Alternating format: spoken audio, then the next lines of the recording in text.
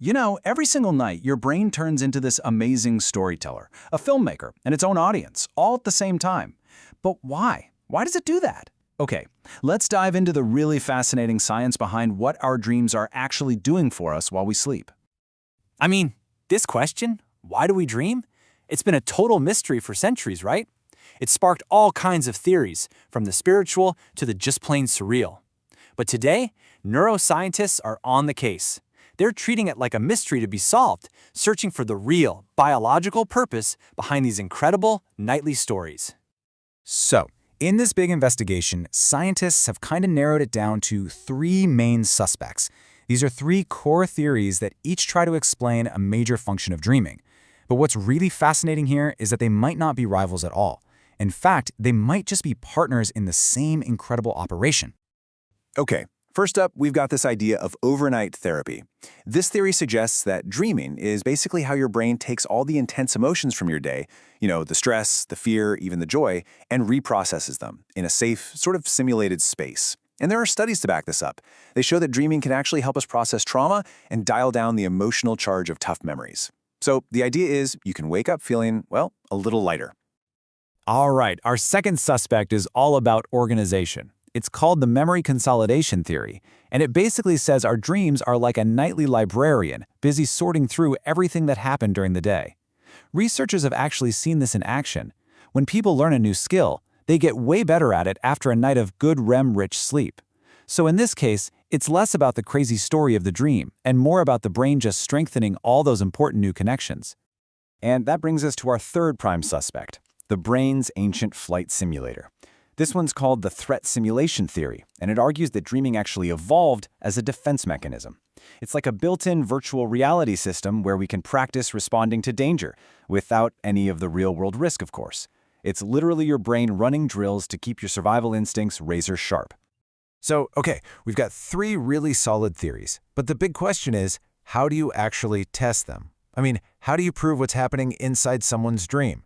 Well, for that threat simulation theory, scientists found a really powerful real-world way to see it in action. They put it to the test in this absolutely fascinating study. And the logic behind the study is actually pretty simple. If dreams really are for rehearsing threats, then it stands to reason that people who face more threats in their real lives should have a threat simulation system that's basically working overtime, right? So that's exactly what researchers did.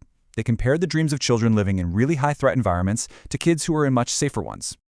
And wow, the results are just incredibly clear.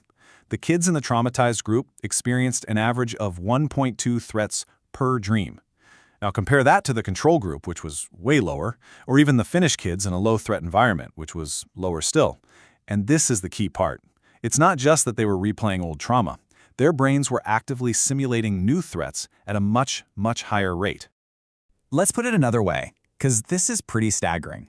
For those children exposed to severe, real-life danger, almost 80%, 79.5 to be exact, of their dreams had at least one threat in them.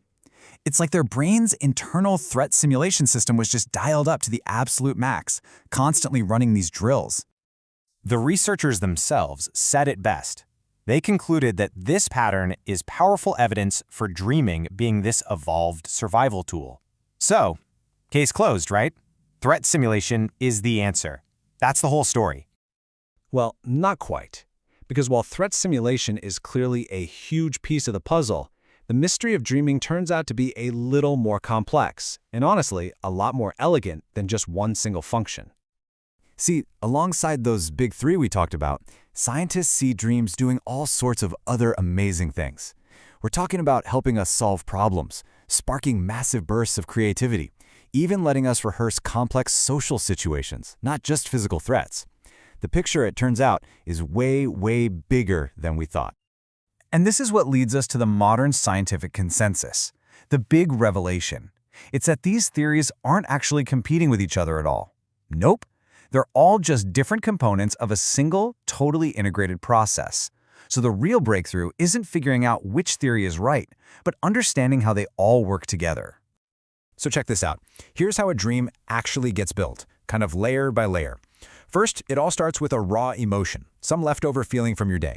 Then, to make sense of that feeling, your brain pulls up related memories to give it some context. And finally, it weaves that emotion and those memories together into a story. A virtual scenario that, yeah, often takes the shape of a threat simulation because, from an evolutionary standpoint, those are always the highest priority.